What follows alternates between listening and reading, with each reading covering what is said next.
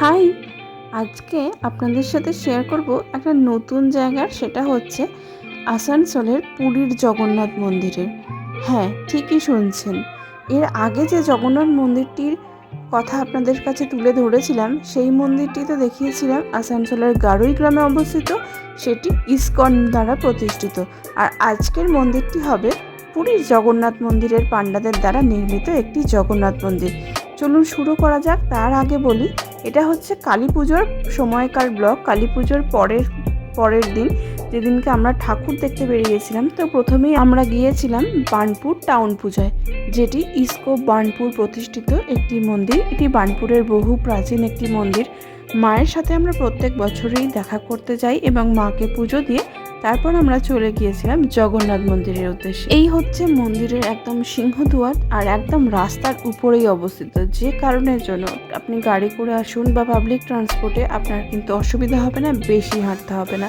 আর বলে রাখি, মন্দিরটি অবস্থিত হচ্ছে বার্নপুর বাটা মোড়ে, অজন্তার যে শোরুমটি আছে ঠিক তার পাশের গলিটার মধ্যেই। অথবা বার্নপুর বাটা মোড়ে কারোকে জিজ্ঞাসা করলেও সে ইজিলি দেখিয়ে দেবে এই মন্দিরের লোকেশনটি। মন্দিরটি অসম্ভব সুন্দর একটি মন্দির। আমাদের না সেদিনকে যেতে যেতে বেশ বেলা হয়ে গেছিলো, প্রায় তখন 12:30 একটা মতন বাজছিল, যে কারণে বুঝতেই পারছেন মন্দির একদম ফাঁকা। ঢুকে দেখলাম বজরংবলীর এত বিশাল একটি মূর্তি। সেই সময়তে প্রখর রৌদ্রের তেজ হওয়ার দরুন মাটিতে পা ফেলতে একটু অসুবিধা হচ্ছিল, যেহেতু পাথরের শান, সেই জন্য খুব তাড়াতাড়ি গরম হয়ে গেছিলো আর কি। তো পা ফেলতে একটু অসুবিধা হচ্ছিল, খালি পায়ে যেহেতু ছিলাম। এই হচ্ছে প্রভু জগন্নাথের মূল মন্দির, আর ঢুকেই রয়েছে একটি দোলনা, শ্রী জগন্নাথ, বলরাম এবং সুভদ্রা মহারানী। এই হচ্ছে মন্দিরের গর্ভগৃহ, যেখানে জগন্নাথ, বলরাম, সুভদ্রা অবস্থান করছেন। আমি গর্ভগৃহতে ঢুকেছিলাম। জেনারেলি এতটা ফাঁকা থাকে না, বাট যেহেতু আমরা সেদিনকে খুবই লেট করে গিয়েছিলাম, অ্যাকচুয়ালি প্রথমবার গিয়েছিলাম, কিন্তু দেরিতে এত বেশি দেরি হয়ে গিয়েছিল, সেই জন্য এত ফাঁকা ছিল। ঠাকুর মশাইকেও ইনফ্যাক্ট দেখতে পাইনি।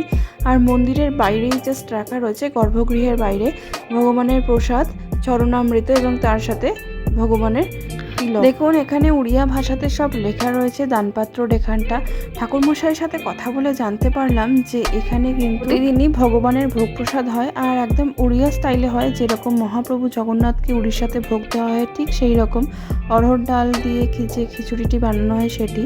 আর তার সাথে আপনি যদি ভোগ খেতে চান, তাহলে জাস্ট একদিন আগে ওনাদেরকে একটু ইনফর্ম করে রাখতে হবে, কারণ ওনারা খুবই যৎসামান্য ভোগ বানিয়ে থাকেন, যে কারণের জন্য ভোগ প্রসাদ পেতে হলে একদিন আগে একটু ইনফর্ম করে দিতে হয়। মন্দিরের এরিয়া বেশ বড়, আর ঘুরতে ঘুরতে বুঝলাম এখানে শুধু প্রভু জগন্নাথ, বলরাম এবং সুভদ্রা মহারানীর মূর্তি নেই, এখানে রয়েছেন মাতা বিমলা দেবীর মূর্তি, তার সাথে ভগবান শিবের মূর্তি, মহাবীরজি এবং তার সাথে গণেশ ঠাকুরেরও মূর্তি। বেশ অনেকগুলো মন্দির এখানে ছিল, আর আমরা খুব সুন্দর করে দর্শন করলাম। খালি প্রবলেম একটাই, যেহেতু খালি পায়ে ছিলাম আর বেশ অনেকটা দুপুর হয়ে গেছিলো, তো মাটিটাতে বেশ গরম লাগছিল, প্রায় বলতে গেলে ছ্যাঁকাই লাগছিল। আর এই হচ্ছে পুরো মন্দিরের কম্পাউন্ডটা, আর অসম্ভব সুন্দর মন্দিরের সব কাজ, কারুকার্য। আর আপনারা এখানে দেখতে পাবেন, এই দেখুন মাতা বিমলা দেবীর বা মহালক্ষ্মীর মূর্তি। এখানে কিন্তু ম্যাক্সিমাম মূর্তি সব কালো গোষ্ঠী পাথরের বানানো, একদম উড়িষ্যার স্টাইলেই, একদম পুরীর জগন্নাথ মন্দিরের মতনই। এখানে একটি নন্দী মহারাজেরও বিশাল মূর্তি ছিল।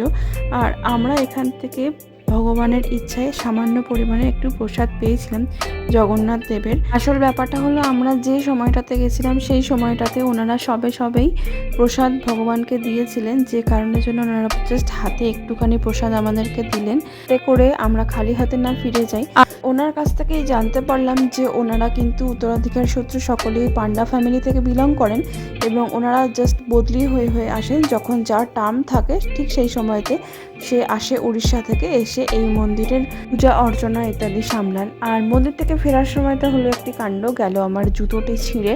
তো তার সামনেই যে মন্দিরের সামনেই যে অজন্তার ফুটওয়্যারের দোকানটা আছে, সেখান থেকে আমি একটা জুতো কিনে পুরনো জুতোটাকে এখানে ফেলে চলে গেলাম বাড়ি। এই ছিল আজকে জগন্নাথ মন্দিরের ব্লগ। ভালো লেগে থাকলে একটা লাইক করে দেবেন। আর মন্দির খোলা থাকে সকাল 8টা থেকে রাত্রি 8টা পর্যন্ত। আজ এই পর্যন্তই। ভিডিওটা ভালো লেগে থাকলে একটা লাইক করে দেবেন, চ্যানেলটা সাবস্ক্রাইব করে পাশে থাকবেন। জয় জগন্নাথ।